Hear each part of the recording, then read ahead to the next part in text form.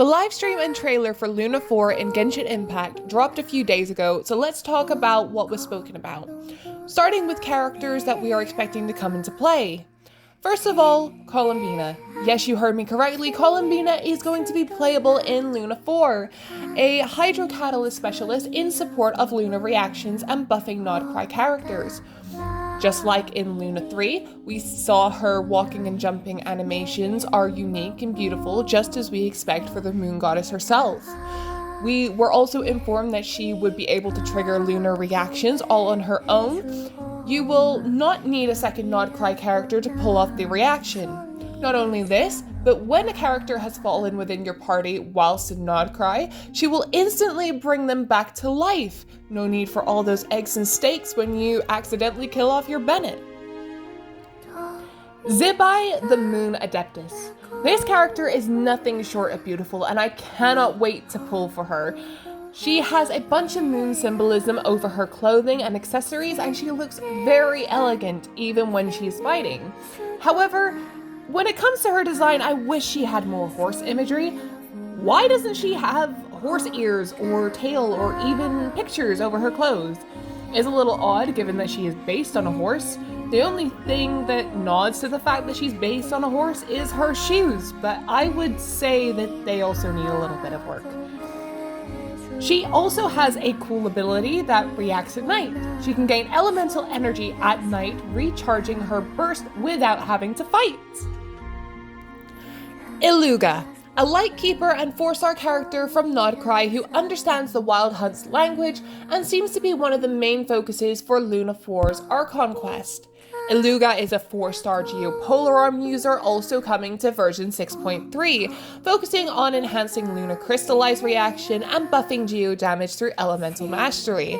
A flexible off-field sub-DPS who synergizes well with Geo teams using Hydro and Geo, and also granting crit buffs to power up Geo-focused carries, making him a strong synergy character for new Zeba teams. Now, we cannot talk about characters without speaking about new bosses that are on the way. First off, we have the new world boss, Lord of the Hidden Depths, Whisperer of Nightmares.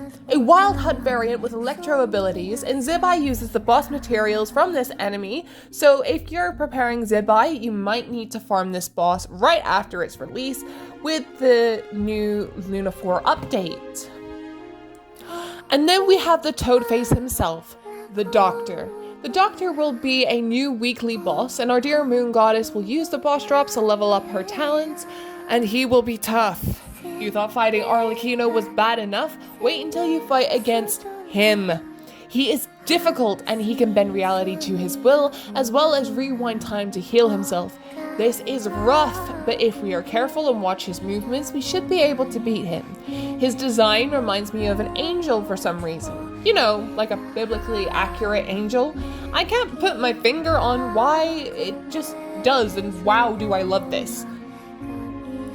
Okay, so we spoke about characters, so let's talk about Nodcry. We're also getting some new map expansions for Nodcry in version 6.3, and along with the map expansion, we can now finally dump the remainder of our Nodcry sigils from Luna 1 and gain some lovely rewards. And along with that, don't forget to get some sweet Dust of Enlightenment. I'm currently running poor on these, but let me know in the comments how many you guys have. If you're a hardcore explorer and like to explore the new map and completing it to 100, then you can easily earn up to 2,500 Primo Gems from the exploration and offering in the new map. And if you're not a hardcore explorer, you can still get up to around 2,000 Primos. Now, we can't just end the video without talking about the free rewards. Of course, we have Lantern right next patch, one of the biggest events in Genshin Impact history. So, first of all, we are getting the 7-day login event, which will give us a total of 10 pulls and runs from January 16th to February 3rd. Then we all have the chance to get 16,000 Primo Gems for free coming through the mail starting from January 30th. Then, same as every year, the 4-star selector event will start, from which we can choose a 4-star character of our choice completely for free. And little Yao Yao is also getting a new dress for this Lantern Rite, which will be given to us for free at the completion of the Lantern Rite event. And with all the free rewards, we cannot forget about our beloved travelers. Both Lumine and Ether are also getting a new outfit, and I must say they outdid themselves with the costumes, and we can finally get rid of the old-fashioned outfits for our travelers.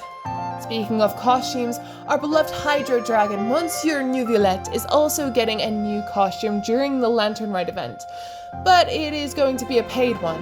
But you'll get a discount if you're going to buy it during the event duration. Now let's talk about the banners. So for the first half of Luna 4, we have our Moon Goddess Columbina and Nefa are coming up. And for the second half, we have the White Horse Adeptus Ziba and Nuvolette. And along with all this, we have 2 new 5-star weapons. Night Weaver's Looking Glass for Columbina's signature, coming in the first half along with Columbina, and Light-Bearing Moonshard, Ziba's signature weapon, coming in the second half for version 6.3. Now, I do believe that we have come to the end of the video and we have covered quite a lot. So I hope that you guys have had a wonderful new year, and I hope you have a lovely Lantern Rite coming up. If you would like me to cover more on the costumes for each of the new characters, then please let me know. I would absolutely love to do that if you guys are interested. For now, like, comment, subscribe, and I will see you blue bunnies later.